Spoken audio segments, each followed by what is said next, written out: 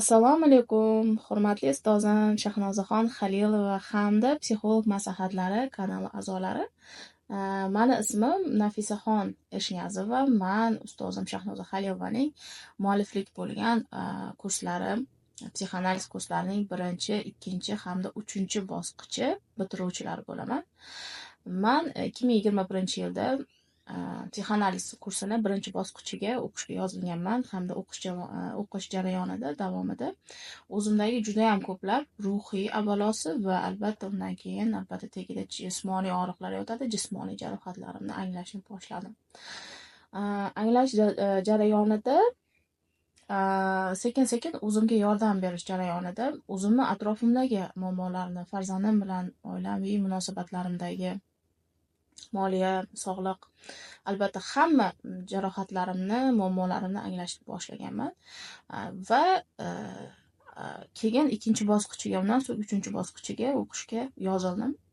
Bu o'qishda kurs shunaqangi darajada mavzulari chiroyli, professional darajada tuzilgandiki, bizaga bolani tug'ilgandan toki kamolga yetgungacha bo'lgan fiziologik hamda ruhiy jarayonlari bosqichma-bosqich tushuntirilib o'tilib berilgandi. Ustozimiz tomonidan juda ham chiroyli tarzda tushuntirilgandi va men bu darslarda o'qish jarayonida albatta avvalosi o'zimdagi, qolaversa farzandimdagi tarbiyada kamolga yetgungacha bo'lgan davrimizda yo'l qo'yilgan juda ham ko'plab xatolarni angladim.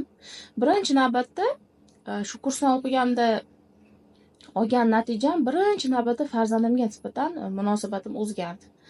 Farzandimda shundan so'ng o'zgarishlar bo'lishni boshladi va farzandimda 7 yil davomida kuzatilayotgan enurez kasalligi tuzaldi, alhamdulillah. Bu yerda men shunchaki bu psixoanalizni mo'jizaviy deb bemalol ayta olaman, mo'jizasiga qoyil qolganim. Bu yerda umuman farzandim bilan birgalikda ishlanmadi. Men umuman farzandim bilan birgalikda ishlamadim, faqatgina o'zim bilan ishlash jarayonimda farzandimda xotirjamlik kelishni, enurez kasalligi tuzalganini kuzatdim va bundan juda ham xursandman. Shundan so'ng men o'zimga mustaqil ravishda yordam bera olmasligimni angladim hamda 2022-yildan bahor oylaridan ustozim Shahnoza Halilovaning o'sha individualniy seanslariga yozildim. Hamda 2022-yildan boshlab individualniy seanslarga qatnashni boshladim. O'z ustimda ishlashni boshladim individualni. Shundan so'ng o'zimdagi juda ham ko'plab jismoniy jarohatlarim tuzaldi. Juda ham ko'plab ruhiy muammolarim yechildi. Jumladan birinchisini aytadigan bo'lsam, men uchun juda ham katta bu natija edi. Covid bo'lganimda, o'sha Covid kasali bilan kasallangandan so'ng kuragimda juda ham kuchli achishish bo'lardi. Va mana shu achishish, men buni hatto ustozimga ta'riflab berganman. Ustozim so'raganlarida xuddi bir pichoqqa olib, pichoqqa uchi bilan mana shu kuragimga urayotgandek shunaqa darajadagi og'riq bo'lardi va men buni hatto anglamaganman. Mana ustozimga bo'lgan nima deydi, so'rovim shu bo'lganki, men toqatsizman, uy ishlarida toqatsizman, namoz o'qiganimda duo qilishga toqatsizman. Kitob umuman o'qimay qo'yganman. Yozib bir narsalar yozishim kerak, ustida ishlashim kerak, dars qilishim kerak, qilgim kelmayapti, tarqoqman, fikrlarim tarqoq, fikrimni jamla olmayapman degan murojaat bilan yuzlanganman va mana shu ostida mana shu juda ham kuchli bo'lgan fantom og'rig'im yotganini seanslar davomida anglaganman, qachonki shu og'riqlarim ochilgandan so'ng. Va mana shu og'rig'im alhamdulillah tuzaldi. Kuragimdagi og'riqlar ketdi. Shundan so'ng menda sekin asta uy ishlariga toqat kelishni boshladi. O'qishga, o'tirib qiladigan ishlarga va hattoki namoz o'qigandan so'ng uzoq o'tirib qiladigan duolarga, umuman mana shu barcha narsalarga, faoliyatga deylik, menda toqat kelishni boshlaganini o'zimda kuzatdim. Va undan so'ng ovozimda hattoki ovoz tonim o'zgarganini anglab qoldim, chunki menda ovozimda qanaqadir agressivniy ton bor edi, goner bor edi. Mana shu ton tushganini, agressivniy tonim o'zgarganini, o'sha agressiya ketganini anglab qoldim. Hattoki odamlar bilan birgalikda konfliktga kelganda menda baqirish, qichqirish, qanaqadir ovozimni rezki tonini ko'tarish, ayniqsa mana farzand o'stiradiganlar biladi, farzandga nisbatan bizada ota-onalarda eng katta yo'l qo'yiladigan xato baqirish, bolani jazolash, urishda.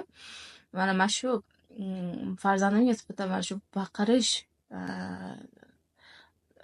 deylik, o'sha muomala, munosabatim ham yo'qolib qolganini o'zimda anglab qoldim.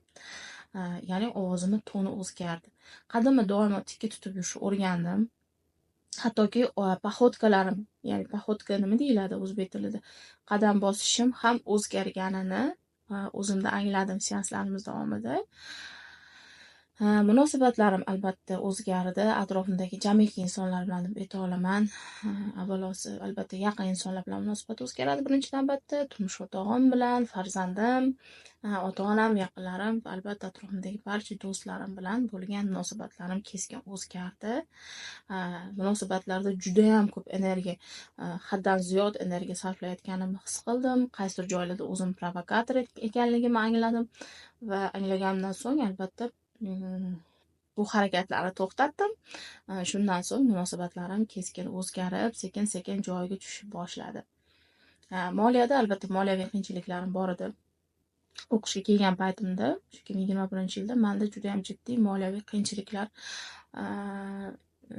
sodir bo'layotgandi. Moliyaviy qiyinchiliklarim ham sekin asta joyiga kelishib boshladi va eng asosiysi mana shu aynan shu tanaga yo'naltirilgan terapiya bo'yicha yo'nalishida insonlar bilan ishlashni, ya'ni o'zim individual seanslar o'tkazishni boshladim. Juda ham ko'plab insonlarga yordamim, nafim tegishni boshladi. Bunda albatta men juda ham faxrlandim, ham o'zimdan, ham menga shunday bir tegsiz bilimlar bergan ustozimdan juda ham faxrlandim. Minnatdor bo'ldim va albatta daromadga chiqishni boshladim. O'zimni shaxsiy daromadim paydo bo'ldi. Bundan albatta men juda ham xursandman. Ustozimni uchratgan kunimda, mana shu kursga yozilganimdan, o'qiganimdan barchasidan juda ham xursandman. Sizlarga rahmat. Albatta natijalarim yana ham ko'p. Hozir mana esimga kelganlarini aytib berdim. Bir vaqtim bo'lib qolsa, Xudo xolisa har birini yozib ham beraman ustozimga inshaalloh. Kattakon rahmat. Sog' bo'linglar, salomat bo'linglar. Sizlar ham albatta ustozim Shahnoza Halilovaning psixoanaliz kurslarida bilim olinglar, tahsil olinglar, o'zinglarni va albatta hayotinglarni o'zgartirishga sababchi bo'linglar. Rahmat.